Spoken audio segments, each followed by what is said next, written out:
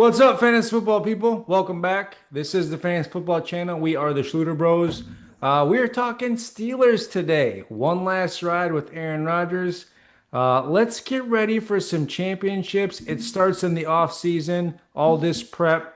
Adam, what is up? Let's dive into it today. How are you, fantasy football Jesus? Doing wonderful, my man. How the hell are you doing today? Living the dream. I love it. Today we're getting away from the piss smell of San Francisco and headed over to the land of the terrible towels. Pittsburgh, baby. Let's I, go. I should get. I think I still have one of those somewhere. Probably got a Oh, Packer one. you're gonna have to bust it out this year for Mr. A-Rod. Yeah, yeah. Alrighty, folks. Today we're covering Pittsburgh, like we talked about. We're gonna do a new segment with the best value picks of all time throughout the history of fantasy football. After the fantasy breakdown, we're gonna go over the O line, go over the coaching changes, any roster changes, and we'll also break down a little bit of news that occurred this week as well. Without further ado, though, we're gonna break into our first segment here. The best value picks of all time. So what we mean by this is someone that went really, really late in the draft or not drafted at all and finished top 10, top 5, maybe even number 1. Kyle, I'll lead us off here. Take us down memory lane. Let's hear The it. first one I'm going to go over, Cooper Kupp in 2021, ADP 36. Okay. He Finish finished as wide receiver number 1. Diva one. Yep. You're getting a third, fourth round guy, getting a number 1 wide receiver. And then we're going to go a little bit farther back down memory lane here to an old bell cow, an Arian Foster. What a stud he was. Yep. That was also a Arian. Garrett Kubiak led offense. Yes, it was. In 2010, he went nearly undrafted in most drafts or went in the last round and finished as RB1 with 2,200 yards and 18 tutties. Woofda. Woofda. That is some value. All right, I'll jump into some of my value picks, not to brag. In Dynasty, maybe 2 years ago when Brock Purdy first got on the scene, scooped him up free agency. That worked out very well for me. It was a Dynasty Superflex league. And then also 2 years ago in a redraft league, week one, Kyron Williams, welcome to my team via free agency. That was a smash. So those are a couple of picks that we got. How about comment below your favorite picks or breakout candidates, value picks for 2025? We will be working on ours in coming episodes. And all right, let's get into a little bit of the news. Yeah, Uh, this it hurts a no, little. it Jair hurts a lot. Alexander, That hurts a lot. very talented cornerback with the Green Bay Packers, uh, rejoices as he goes to Baltimore with his old college teammate Lamar. Yep, they signed him to a 1-year deal, $4 million. Packers released him just a couple weeks ago. I knew some good team was going to scoop him up just because he's an absolute freak athlete and a phenomenal corner, but had a lot of injury He issues with does have Green some Bay. off. He also has some like attitude issues where there Yeah, was he's other stuff just going on. he's got a mind of his own for sure, and that doesn't usually fit well with the Packers organization. They usually don't put up with that for too long, and they let him go. But that's a shame. But yep, they used to play together. Lamar and him played together at Louisville. Nice. Yeah, great addition to that secondary in Baltimore Yeah, for sure. yeah, absolutely. And then what else do you got? Well, it's pretty recent since our last one, so we don't have a ton of news. But in brighter news, the Buccaneers did announce today, and for some reason, this was a news article. They'll be wearing their creamsicle uniforms on Thursday Night Football in Week 15. So that's the big Uh, news coming out of Tampa Bay this week, folks. when that They got their happens, I'm creamsicle watching it unis. with my creamsicle popsicle, and we're gonna be like wave them around. Yeah, buddy. There we go. How about that? All Tampa right, Bay let's better make some moves. let's hit up the Steelers overview last year. Break it down Yes, for us. yes, sir. AFC North. They finished second. Second in the AFC North, 10-7 record. Second to only the Baltimore Ravens. They went to what? They went to the playoffs and lost in the first round of playoffs, I believe. But the rushing rank last year wasn't too bad. 11th overall, 127 rush yards per game, 21 rushing TDs. Now, their passing rank, however, was pitiful. 27th ranked So at the way, way bottom, 192 passing yards per game and 21 passing touchdowns. Steelers are typically a run-heavy offense, so this makes sense, especially with their issues at quarterback over the past couple of years. I did find it pretty funny, though. Arthur Smith was asked, about, are you going to stay run-heavy this year? And he, kind of jokingly or seriously, however you want to word it, said, we didn't bring Rodgers and Metcalf, and we didn't pay him all that money to run the wishbone offense. So I found that to be kind of funny. They might have a couple more passing attempts this year than previous years, or Arthur Smith is just trying to throw off defensive coordinators. Either way, we'll see what happens out there. Mm-hmm. Yeah, historically, Pittsburgh Steelers, it's a post Ben Roethlisberger era run heavy defense is what it's been. I mean, there's been some really bad quarterback play with this organization in the last few years. Last year, honestly, I know where you have them ranked here, but it wasn't as bad as some of the years past. Russell Wilson still threw the ball relatively well, I think. When he was in, George Pickens had good games. I had him in I one wouldn't say league. well. They And threw it, but then I wouldn't say well. when Fields was in, he just did enough for them to move the ball, move the chains, and win games. Yeah, I mean, let's face facts. The Steelers, they get 9 or 10 wins every year with Mike Tomlin. I don't know how he leads these below-average offenses into the playoffs every year, but it seems like he does. He gets 9 or 10 wins. It's a great defense, great run game, like we said. But yeah, All right, you ready to get into the fantasy, boys? we sure are. Let's get into it, man. Well, one last ride. Aaron Rodgers inked it Allegedly, with, new with sheriff in Pittsburgh. town. Yeah, New yeah. sheriff in town, 41 years old. Last year, Aaron Rodgers finished as QB 15. And now ready for this? Early projections from ESPN, 29th. So anytime Maybe they're I still a see little unsure about this. yeah, apparently, but anytime I see a fat spread like that, like I mean, obviously he's old as crap. Don't get me wrong, but that's a 14 that's a 14 position gap there, which tells me if that's where the people are actually going to be drafting him at, there could be some value in 2 quarterback leagues to get him. That's how I feel. If he's going 29th, I mean, my I mean, God, he he's could be got your third quarterback. yeah. I mean, in 1 quarterback leagues, do you want him? No, probably not. No, He's going to be in no. free agency and he's not Yeah. going to be rostered. But Yeah. if you're in super flex or 2 QB leagues, if you're punting at QB 2 because you got some other good picks, I'm not too upset with getting him that late as long as his tendons hold up and whatnot. Yeah, in a two QB league, he's the most attractive to me. And it would be, I would say, where you get somebody else comparable to him as your second. Yeah. Because I wouldn't feel great about him just being my second. But if I had Mm-hmm. somebody around that same, I would feel a little bit better about it. Like Yeah. certainly if you grab like a Richardson type thing or someone with a little higher risk like that, then that's where I would like him. Okay. So I say you get Josh Allen, then later Yeah. you get Richardson, and then A risky, a finish risky with two. a Rodgers. Yes, Yeah. that's where I Just a little like more this. a Yeah. little more safer play. Yeah, no, that makes sense. I mean, let's not forget people. Rodgers, like he got a lot of flack for last year. The dude threw for 3,800 yards, 28 touchdowns, and only 11 picks. It wasn't terrible. That's top, 15 in the league numbers right there. So, I mean, he still did pretty solid. Not great, but pretty solid.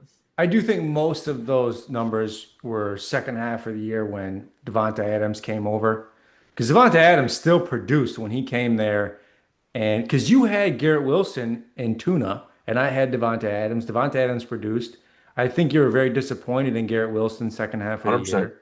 Garrett Wilson was producing until Devontae came, and then all of a sudden he threw to his buddy 15 times a game and let Garrett Wilson hang to dry, which was unfortunate. He should have balanced that around better. But yes, that's exactly what happened. So the first half of the year, what I saw, like it wasn't good offense. Yes, he still made very accurate throws, Yeah. and he can do it. But I think he actually looked a little better throwing to Devontae second half of the year, Yeah, I mean, it personally. was with that trust there for sure. But he Um, doesn't have Devontae though in Pittsburgh, and has no rapport with DK. I think yeah, Devontae was his best kind of savior last year for how he looked. for So, sure. Especially they just do so many timing routes at the back shoulder hmm fades and throws where that hmm takes years and years of practice. So with DK, they're not. I mean, they're going to have that into the mix for sure because that's how Rodgers likes to ball. But they're going to have to get him on some other routes that aren't so timing and hmm aren't so required to have that relationship. But they're throwing a bit. So, I mean, he's a very interesting player this year. I'm probably not going to have him on very many of my teams at all. I think it really is more important for the value of DK Metcalf for most fantasy owners. Are we Absolutely. confident enough in Rodgers' ability, the ability of the offense, Arthur Smith, for DK Metcalf to be a top 10-ish receiver? Right now, ESPN has early projections at 23. Um, I'm putting together our rankings. We'll have to discuss that as we go. Right now, he's around wide receiver 20 where I have him. I just mocked with him. He went weirdly in the fourth, fifth, and seventh round is ESPN standard settings on the Draft Wizard app. So what's your thoughts on that? Yeah, so last year he finished as wide receiver 32. So not good, right? Not good at all. Early projections, like you said, 23. Does he have the ability to finish top 20? Yes. Definitely. Does he have the ability to finish top 10? I would not put any money at all towards that. I think I mean, ability, yes. okay, Probability, no. probably not. I mean, here's what I I'm like about DK. He's missed 3 games in his career, so he's healthy as a horse most of the time. He's an athletic specimen. Um, Minimal mouths to feed on this Pittsburgh offense. Okay, so he's hmm going to get a massive target share. You I think gotta think so. last year he had 108 targets. This year he's going to have at least 150 targets. So in PPR leagues, especially, which is not normally what I'd say for DK. Normally he's more of that big play kind of guy, but PPR leagues he's going to get the targets this year, so he's going to get the catches. Here's my dislikes though. Only finished top 20 wide receiver once in his career in 2020. That's 5 years ago. All the other years he's finished either like right around top 25 minus last year. So he's never really had an elite finish from a fantasy perspective. And he's had a healthy Russell Wilson throwing to him when Russell Wilson was pretty phenomenal. Um, That's a good point. is Rodgers going to make him all of a sudden a top 10 wide receiver at 41 years old? I don't think so. I think top 20 is about what he's looking at. And, maybe just due to the volume, he can sneak into top 15. But that's about as high as I want to put it just because that's what history tells us. hmm You Yeah, know, that's about where he is in our rankings. He's around 20 somewhere, and I don't think he'll get moved up at all. But I do think he has, like, as a player, he is a top 10 wide receiver talent as a yeah, physical athlete, in my opinion. absolutely. He's 6'4", he's jacked. He can run like a 4.3 40. I mean, he has the physical attributes to be everything. hmm We'll see how they do. We'll see how hmm they do. Where you wanting DK in the draft? Like I see you got 4 through 7. He kind of fell. What Yeah, round are I you like? just All did right, I'm happy with him. three mocks, fourth, fifth, and seventh. He went, okay, You so, animal. 3 mocks this morning. How much coffee have you had? well, I just did it to see where these Pittsburgh players were going. Um, Yeah, you don't got to get your average up. You got to get, you're up to 10 a day at this point. August, you're 30 a Absolutely. day. No, just Those are kidding. rookie numbers. You got to Your pump rookie those up. numbers, you got to pump them up. Anyways, as in the seventh round, yes. Okay. Happy to draft. Fourth and fifth, probably too rich for my blood. Yeah, I think the him being the sole guy out there is going to make him get drafted higher than he probably should go with what history tells us. I think people are going to reach for him a little bit more just because he's the only guy there. But maybe I'm wrong. I Maybe mean, people are maybe afraid of not. the I Aaron think this Rodgers. is definitely going to be a draft specific situation. Some Yeah, people are just going to be out on him for multiple reasons. And I think that's where he could be a value. He's coming off an under 1,000 yards season, just barely. yep. So the And he's ESPN has him at over 1,000 yards in Pittsburgh and quite a bump in targets. yeah. So They do have him up 30 targets, so at least they got that right. They're on the same page with that, with how things are I looking. mean, in Seattle, you had, I mean, I didn't think Geno Smith was as good as his 1 year breakout. You had JSN, very talented in the slot, easier guy to throw to, and you had Tyler Lockett over there as well. Yeah, Um, definitely more so proven guys than that's on the rest of this roster for sure. yeah, yeah. All right, let's talk about those other cats. Why don't you get Well, into Calvin Austin, let's do so Robert briefly because it's Woods? not so pretty. The only guy left on this receiving game that I would even that's going to get drafted maybe is Calvin Austin. Calvin Austin finished last year as wide receiver 59. Early projections for this year have him going to wide receiver 87th. Okay, so they are knocking him down a ton, which kind of surprises me a bit because Calvin Austin's a younger guy. He's 26 years old. He's extremely fast. He ran a 4.3 240 in his combine a couple of years ago. This dude is fast as heck. He hasn't ever really broken out. Last year he had 36 catches on 500 yards, so he's never really 58 broken targets, out. 550 yards, 4 touchdowns. Yeah, so not pretty, but with that said, due to his speed and his youth, he's still got he could progress a little bit more, and I'm sure having Aaron Rodgers throwing him the ball is going to help him a little bit. This is the only other cat that's going to be on a roster in terms of wide receivers so far on this team. So The you other don't have any value in Robert Woods, is what you're saying? That is correct. I used to love Robert Woods back in his Rams days. He was a great PPR guy, great at catching the ball, and I'm afraid those years are behind us. And if anything, Houston taught us it was that he's about done. Okay. And I'm similar there. He's ESPN's got him projected for 30 catches, 280 yards, and a touchdown, which I honestly think That is he'll be better than that. that But is not fantasy relevant. I don't think he's gonna be enough to be fantasy relevant. Correct. But I do think he'll be better for that, and I think there will be a lot of times he'll be a chain mover for the offense, in my opinion. He's a veteran receiver. He's still got good hands. So if he can work with Rodgers, I think he'll be a part of the offense and a chain mover, but not enough for fantasy purposes. Yep, that's fair. And then the only other plug in there is he's not, running back and wide receiver hybrid Cordero Patterson. He's in the mix due to his size and speed. Maybe Rodgers gets him going in the passing game. Maybe not. Maybe he's their third string running back. I don't know how they're going to use him yet, but he is there. He can catch the ball, and he's a big target. So something to keep in mind as well. But again, probably not relevant for fantasy purposes whatsoever. I don't think he is. I think With he's that there. said, He's there as a gadget guy in the offense. I don't think you yeah, can own him in fantasy. yeah. Let's talk about someone who is fantasy relevant and switch gears here to what Pittsburgh is normally known for. Caleb The good Johnson. good old running backs. Take it away. Yeah, he was a third round pick in this year's draft. Early projections have him at RB 24. He's a bigger dude. I just mocked with him. He went in the sixth round. They got him projected for basically 250 yards or 250 carries and 1,000 yard season. I think that's, an easy outcome for him, but I do think that's probably his ceiling. Yeah, I mean, He's I'm not going to projecting catch over. balls. He doesn't have breakaway speed. He's going to be their thumper, right? He's going to be like the Montgomery in Detroit. And then you still have Jaylen Warren behind him. Probably all the passing down work and the bigger play work, in my opinion. Yeah, I mean, I think it's some high projections for Kaleb Johnson. Nothing against him, but do have plenty of things against this offensive line that has not improved at all, which we'll get into in a little bit. Wrapping up with Caleb, he is a big, big dude. He is not the quickest guy. He's not the fastest guy, but he's one of the biggest in the class. He's a classic Iowa running back, big and burly. He's only had 38 targets in college, so not a great pass catcher, or at least they didn't seem to use him as that.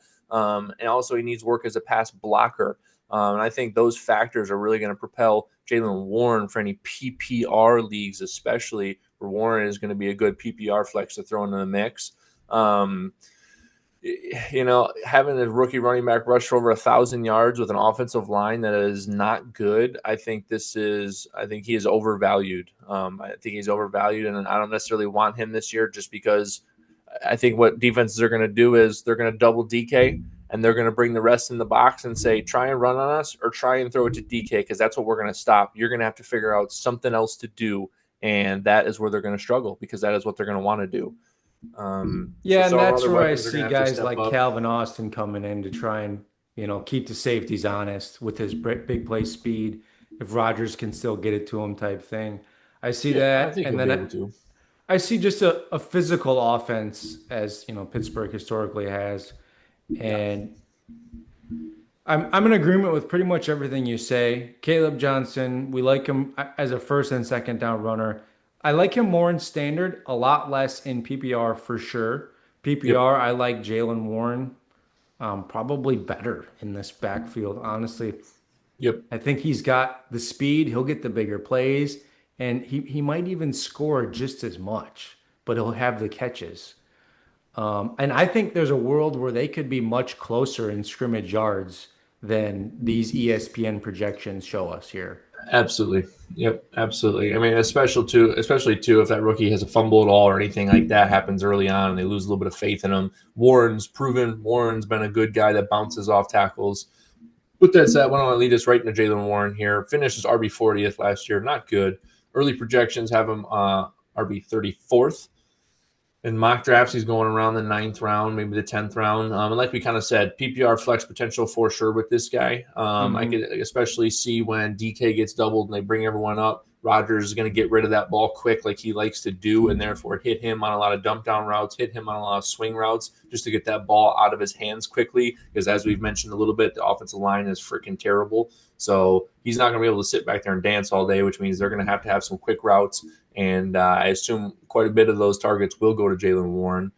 He's a fun back to watch. He's a little bowling ball, bounces Yeah, off tackles. He's quick, he's a and talented guy. The Steelers trust him. And more Hmm. importantly, he can pass block a lot better than Kaleb Johnson. And if the Hmm. Steelers are doing okay this year, they're going to have to throw the ball, especially late in games to stay in games or to win. So I like Warren more than I like Kaleb Johnson for PPR. Outside of that, just with the offensive line, I'm avoiding Kaleb Johnson unless he really falls. Okay. All right. So let's say it's a PPR league, and which one would you draft? Would you draft either of these guys in the sixth round? In a PPR league, Yep. uh, it's probably a bit early. Caleb will probably go by then, but nonetheless, I wouldn't know because in PPR, I'd want Warren probably ahead of Caleb just due to the catching ability Okay. and What round would you like Warren in a PPR? Before ninth somewhere or at nine? probably 8 or 9. He'll probably go before 9 because it's PPR, but probably 8 or 9. If he's there in the 8th, that's a good RB 3 or RB flex. That's Okay. fair enough. And is that where you would also draft Caleb if he's there in the eighth or ninth in PPR? In a PPR, probably 9 or 10 to be honest with you, just because again, I don't know if you know the average yards per carry of Steelers running backs the past couple of years, but it's not pretty. We've watched Najee Harris get stood up. We've watched Jaylen Warren get stood up. I know Najee had a better year last year, but I've had some Najee shares before, and it's not fun to have when you watch him go 2 yards every play. I mean, I do think that's a lot of what you said, everybody loading the box because they haven't had a quarterback for shit for how long. Sure. Okay. So in the world where Aaron Rodgers is better than what they've had in the last 5 years, keeps the safeties honest. I think there is a little bit of hopefully they have some progression on the offensive line. You'll get to that here. Then I think there is a world where they could be better. I remember, I believe Najee's rookie year, he finished as a top five running back. So it is something Pittsburgh has historically tried to do. I don't think that's going to happen this year with Caleb, but I think there is a world where he could finish better as 24 and he could get in standard scoring, I like a little better. He could get, fall into the end zone a number of times. Mm-hmm. So in a standard scoring draft, are you comfortable with Caleb in the sixth round or is that still too rich for you? Still a little rich for me, man. Just All for the right, same so thing. I know you're trying to sell me on because you're probably not going to own any of these guys in any leagues this year. probably not, Okay. unless they fall to me, and for some reason I need one. But yeah, no, probably not. I've seen the Pittsburgh Steelers offensive line too many times. Is I that get just your point because you with had Najee Harris last year in Tuna? it was. I think it was 2 years ago I had him Oh, did because you? yeah, and it was. I Very think it was like painful. one touchdown and like 3 yards per carry the whole year, and it was just like I will never sit through this again because I have to watch my running backs play, and doing that was just it was intolerable. Okay. All right. Well, you passed on him. Yep, you can have them. You take it. I know you like your young Steelers running backs. I know I you're a big mean, fan of those guys. if I get a couple, if I have two other running backs I really like, I'm happy with either of these guys on my roster. I only want Sure. one of them. PPR, I'd rather have Warren. Standard, I'd Yep. rather have Caleb. And I think after round six, if I have two other good running backs, I like how the rest of the draft is shaking out. I would probably be okay with a flyer on him, but that's as much as I'd be willing to do for me. Prove me wrong, Caleb. And Steelers offensive line, prove me wrong. Okay. You want to get into the Muth? Absolutely. Good old Muth. Last year, finished tight and 9. Early projection this year, 18. That's another big gap, folks, just like That they is did a Rodgers big dirty. gap. They doubled Rodgers' gap and they doubled his gap, 9 to 18. So anytime you see that big gap, sound the alarms. Could be some value in there. I honestly don't know why they're doing him this dirty. I don't think they added any tight ends. So the ESPN last year, his stats, he had 65 grabs, 650 yards, 7 touchdowns last year. This year, they're projecting him with actually more targets, more catches, this And a little bit less yardage, and only 3 touchdowns. So they're yeah, really they're doing him thinking dirty. he had a Dirty on the touchdowns.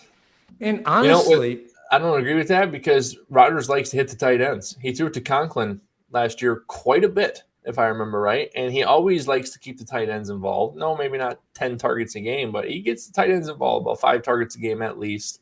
I mean, he And does use them, but I don't know how much of it is like specific in the red zone like some other guys. well, However, think about it from Pittsburgh has historically liked to look for a tight end in the red zone, in it, my opinion. yes, they have, and Rodgers does as well. But think about this: once DK is doubled, and all those other, let's just say, less than elite wide receivers are stuck in man coverage and can't get off their guy, I'm going to be looking to the tight end who's got a linebacker on him, who has a much better chance to make a play on the ball and use his body as leverage to make a catch in the red zone. So I think there could be some serious value here with Mr. Muth. With the move.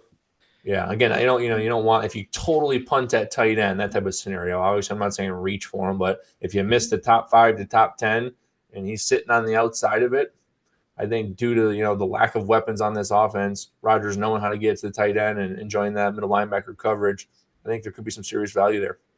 Yeah, I have him around 13, 14 right now on tight ends. So he's a guy that, I mean, he might not even get drafted in some leagues, honestly. Um, I bet he but I does. do like that there could be some potential here. Is he a guy you're comfortable with in your lineup every single week? For me, that answer is no.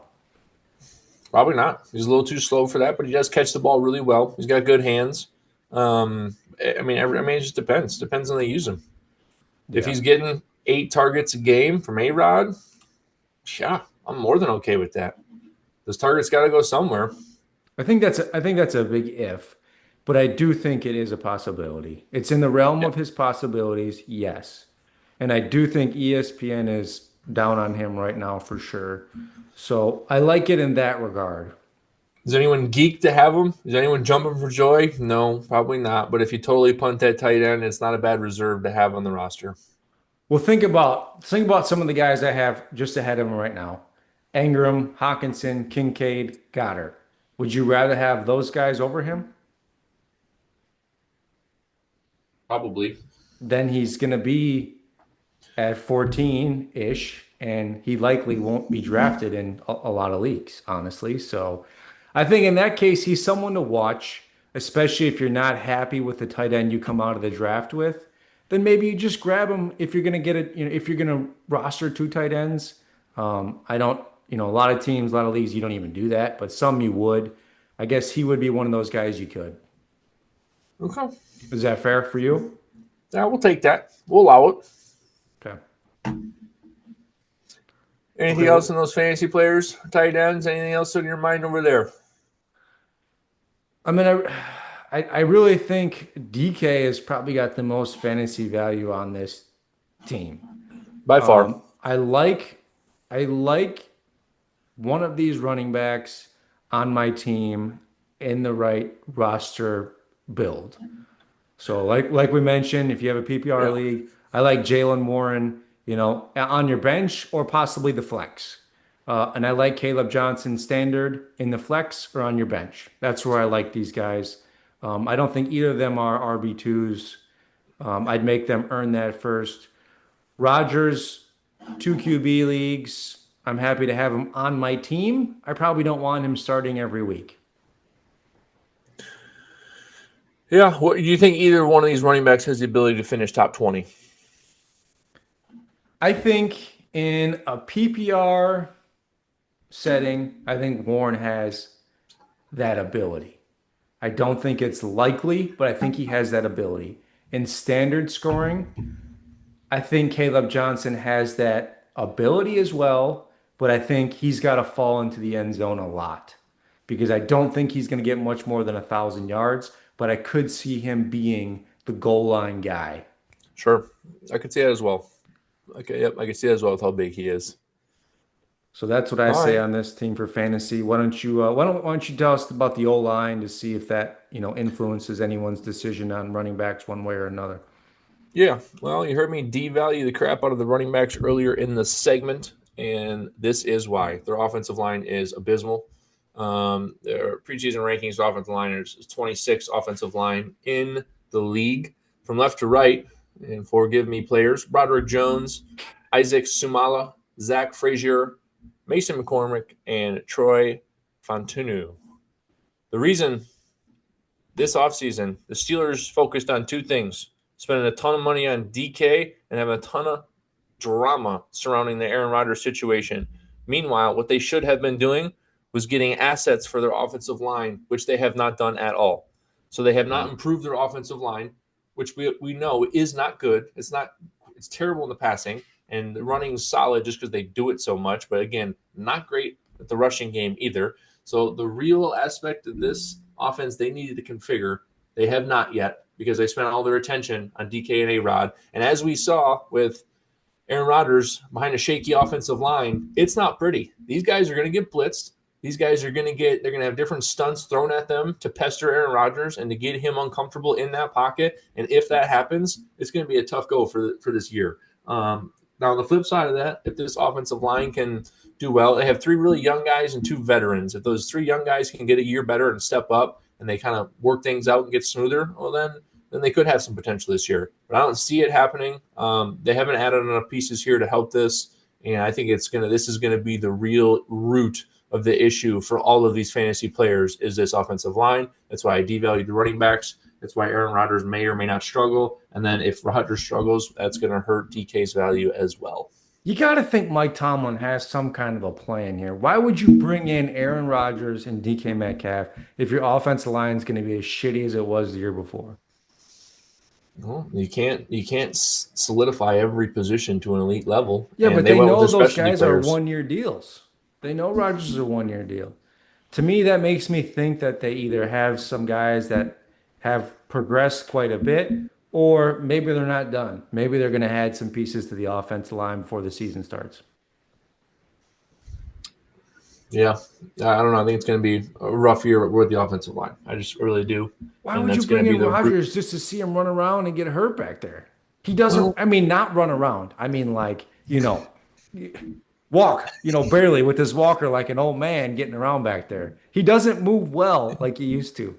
I think he can still throw, and he's probably the smartest quarterback in the NFL, but he's not as mobile as he used to be.